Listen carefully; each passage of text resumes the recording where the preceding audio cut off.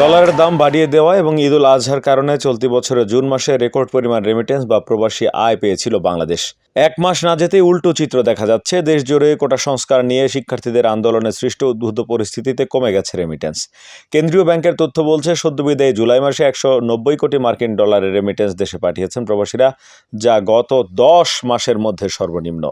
নিয়ম অনুযায়ী প্রতি মাসের প্রথম কার্যদিবসে আগের মাসের রেমিটেন্সের তথ্য কেন্দ্রীয় ব্যাংকের ওয়েবসাইটে প্রকাশ করা হয়, কিন্তু বৃহস্পতিবার কেন্দ্রীয় ব্যাংক তা প্রকাশ করেনি। বিকেলে সাংবাদিকরা বাংলাদেশ ব্যাংকের নির্বাহী পরিচালক ও মুখপাত্র মেজবাউল হকের কাছে রেমিটেন্সের তথ্য জানতে চাইলে তিনি জানান, এখনও প্রতিবেদন কমপ্লিট হয়নি, কাজ চলছে, কমপ্লিট হলে জানানো হবে। পরে বিকেল 5টার দিকে প্রতিবেদন প্রকাশ না করে সংক্ষিপ্তভাবে শুধু জুলাই মাসে কত ডলার এসেছে তা হোয়াটসঅ্যাপে দেন। তিনি জানান, জুলাই মাসে 190 কোটি 90 লাখ ডলার প্রবাসী আয় দেশে এসেছে। আগের বছর জুলাই মাসে যা ছিল 197 কোটি 30 লাখ ডলার।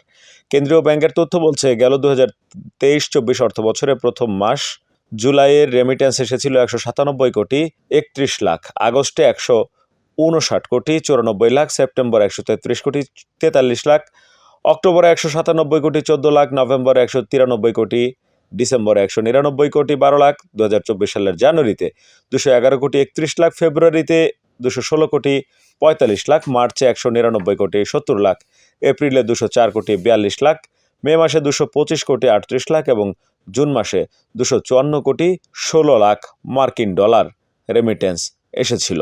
সেই হিসাবে গত বছরের জুলাইয়ে রেমিটেন্স যেটি দেখা যাচ্ছে 197 কোটি 31 লাখ ডলার এসেছিল।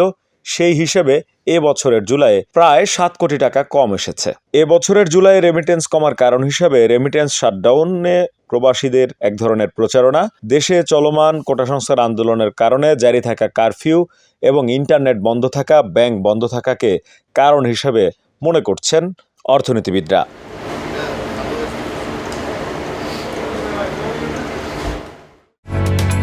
ওমানের সেরা রেট দিচ্ছে বাংলাদেশি প্রতিষ্ঠান গালফ এক্সচেঞ্জ। প্রিয়জনকে টাকা পাঠাতে আজই আসুন আমাদের যে কোনো ব্রাঞ্চে অথবা কল করুন স্ক্রিনে দেয়া নাম্বারে। গালফ এক্সচেঞ্জ, বাংলাদেশিদের প্রিয় এক্সচেঞ্জ।